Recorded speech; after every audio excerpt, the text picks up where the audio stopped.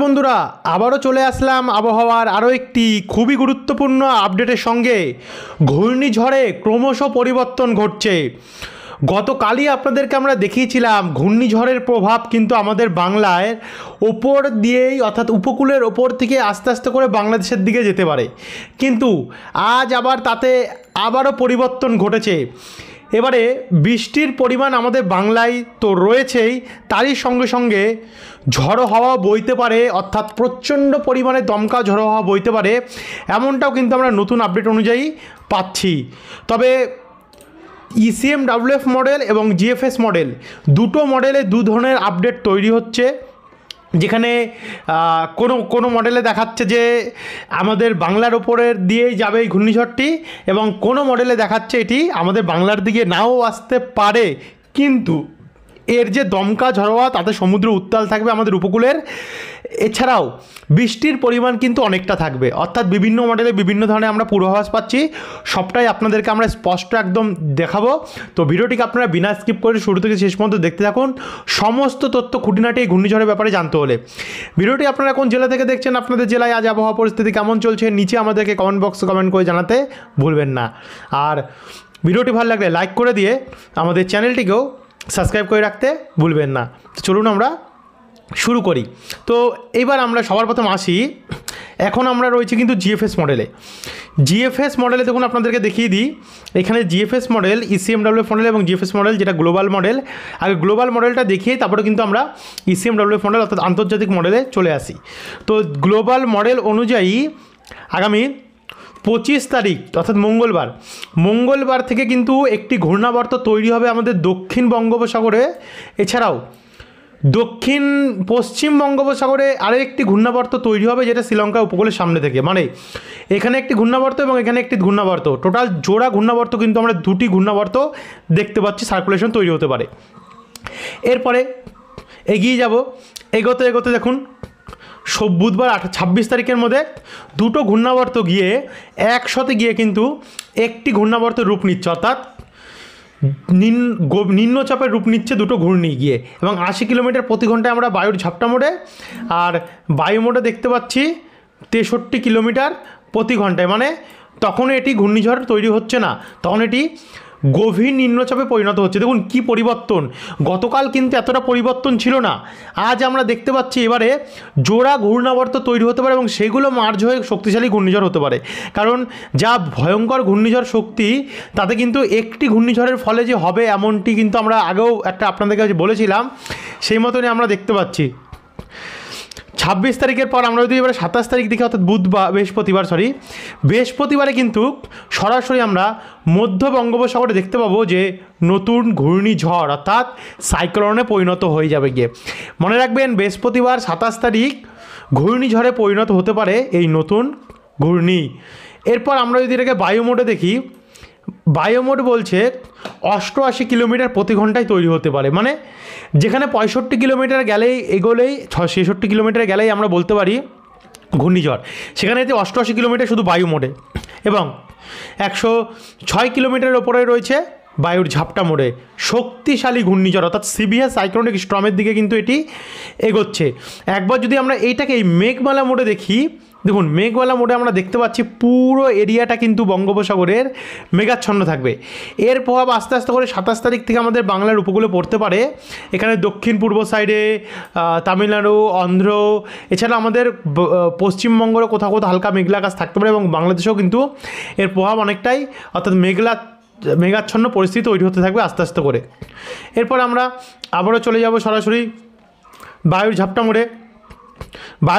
আমরা যদি একটু এগিয়ে যাই, অর্থাৎ শুক্রবার 28 তারিখে যদি যাই, 28 তারিখ ভোর 5টার সময় এই যে ঘূর্ণিঝড়, এটা কিন্তু আরও ভয়ঙ্কর। এখনও কিন্তু ECMWF মডেল আছে, ওয়েট করুন, আর ওই মডেলও কিন্তু আপনাদেরকে দেখাবো কোথায় আছড়ে পড়তে পারে। তো এখানে 28 তারিখের মধ্যে 113 কিলোমিটার থেকে 115 কিলোমিটার প্রতি ঘন্টায় হয়ে যেতে পারে এই ঘূর্ণিঝড়ের শক্তি বা গতি।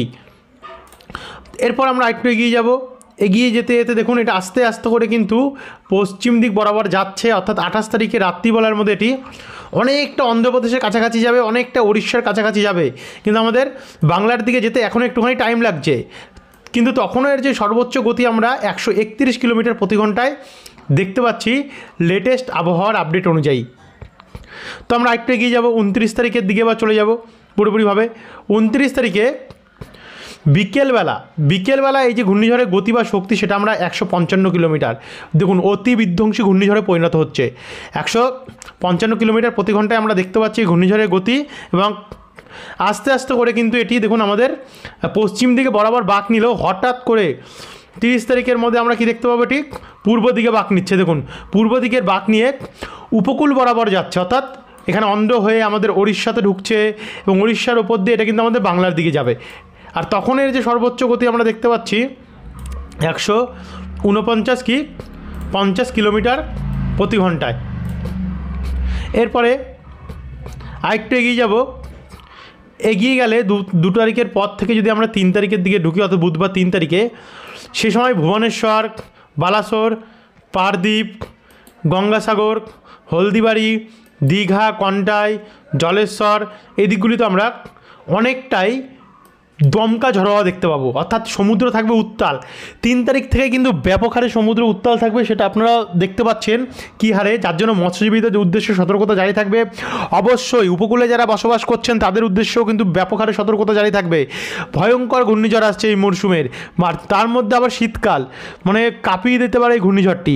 তারপরে সকাল 10টার সময় আমরা দেখতে পাচ্ছি গঙ্গাসাগর, হলদিবাড়ি, দীঘা, বেলদা, তারপর হচ্ছে কলকাতা, খড়দা, চন্দননগর, আরামবাগ, কতুলপুর, বিষ্ণুপুর, বাঁকুড়া, খাতড়া, জামশেদপুর, জাদুগাদা, চাকুলিয়া, ঝাড়গ্রাম, পূর্ব পশ্চিম মেদিনীপুর এই সমস্ত জায়গা নিয়ে ব্যাপক প্রভাব পড়বে। তাই সঙ্গে কলাপাড়া, পাথরঘাটা, শ্যামনগরের দিকেও প্রচণ্ড পরিমাণে আমরা দেখতে পাচ্ছি দমকা ঝড়া বইবে, আর উড়িষ্যাতে তো বইবেই। এবার আস্তে আস্তে করে কিন্তু এটা আমরা যদি একটু এগিয়ে নিয়ে যাই, দেখুন কলকাতার ওপর দিয়ে কিন্তু ঘূর্ণিঝড়টি যাচ্ছে। কলকাতার ওপর দিয়ে অংশ ছুঁয়ে যেমন ব্যারাকপুর, পানিহাটি, চন্দননগর, হাওড়া, পূর্ব বর্ধমান, নদিয়া, শান্তিপুর, মন্দেশ্বর, মঙ্গলকোট, বোলপুর, দুবরাজপুর, দুর্গাপুর, আসানসোল, রঘুনাথপুর, পুরুলিয়া হয়ে বেলডাঙ্গা, করিমপুর এই সমস্ত জায়গার উপর দিয়ে ঘূর্ণিঝড়ের দমকা ঝড় বইবে। একই সময় কলকাতার ওপরে এবং আমাদের উপকূলে কিন্তু ভয়ঙ্কর 107-8 কিলোমিটার প্রতি ঘন্টায় দমকা ঝড় বইতে পারে, এমনটি কিন্তু আমরা নতুন আপডেট অনুযায়ী পাচ্ছি। এদিকে কলাপাড়া, খুলনা, বরিশাল এদিকগুলিতে ভয়াবহ প্রভাব পড়বে। একবার যদি আপনাদেরকে আমরা বজ্রবিদ্যুৎ মোডে দেখাই, দেখুন বজ্রবিদ্যুৎ মোডও বলছে কিন্তু উপকূলের দিকে 70, 80, 60 এমন করে মিলিমিটার কিন্তু বৃষ্টি হতে পারে আমাদের পশ্চিমবঙ্গ আর এদিকে ওপারে বাংলাদেশ নিয়ে। এতটাই কিন্তু প্রভাব আমরা দেখতে পাচ্ছি এর ফলে হতে পারে। দেখুন কতটা শক্তিশালী প্রভাব আমরা দেখতে পাচ্ছি। তো এরপর আমরা আবারও চলে যাব বায়ুর ঝাপটা মোডে, এবং বায়ুর ঝাপটা মোডে গিয়ে দেখে নেব 4 তারিখের মধ্যে দেখুন আস্তে আস্তে করে এটা আমাদের বাংলার ওপর থেকে আস্তে আস্তে বাংলাদেশ হয়ে ত্রিপুরার ওপর দিয়ে কিন্তু চলে যাচ্ছে। এই হচ্ছে টোটালটা আপনাদেরকে আমরা জিএফএস মডেলে দেখিয়ে দিলাম। এবারে আমরা সরাসরি দেখব ECMWF মডেল, যেটা আন্তর্জাতিক মডেল।